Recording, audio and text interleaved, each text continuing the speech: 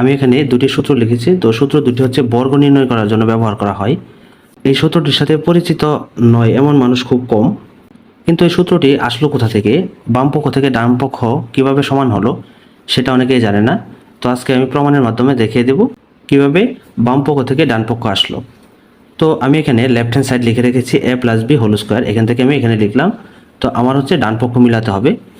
তো এখানে a + b whole square, তো a + b হোল স্কোয়ার বলতে আমরা লিখতে পারি হচ্ছে a + b into a + b। যেমন আমরা যদি কোথাও দেখি a স্কোয়ার আছে, তো সেখানে আমরা এর উপরে পাওয়ার 2 অর্থাৎ a আছে দুইবার, তো a দুইবার গুণ আকারে লিখতে পারি।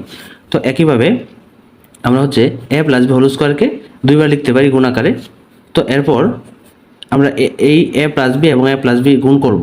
তো a + b দিয়ে a + b কে গুণ করলে হয় a square plus ab plus ab plus bb গুণ করলে হবে b স্কোয়ার।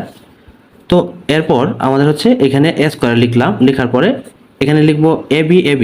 তো দুইটাই যেহেতু প্লাসের আছে, তো আমরা দুইটাই যোগ করে দেব প্লাস রেখে, তাহলে প্লাস 2ab প্লাস এখানে হচ্ছে b স্কোয়ার। তো এটি হচ্ছে রাইট হ্যান্ড সাইড। তো এভাবেই মূলত এই সূত্রটা আসলো। তো সেম একইভাবে আমরা যদি মাইনাসেরটা করতে চাই, তাহলে মাইনাসের লেফট হ্যান্ড সাইডটা আমি এখানে লিখলাম।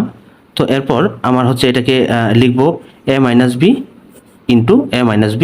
যেহেতু পাওয়ার 2 আছে সেহেতু আমরা হচ্ছে দুইবার লিখব। তো এরপর আমরা হচ্ছে a - b দিয়ে a - b কে গুণ করব। তো a দিয়ে a কে গুণ করলে হয় a স্কোয়ার, a দিয়ে - b কে গুণ করলে হবে -ab, আবার -b দিয়ে যদি a কে গুণ করি তাইলে হবে -ab, -b দিয়ে -b কে গুণ করলে হবে প্লাস b স্কোয়ার। তো এখন a স্কোয়ার লিখলাম -ab এবং -ab, তো মাইনাসের যেহেতু দুইটা ab তাহলে -2ab, আর এখানে থাকে হচ্ছে প্লাস b স্কোয়ার। তো এটি হচ্ছে রাইট হ্যান্ড সাইড।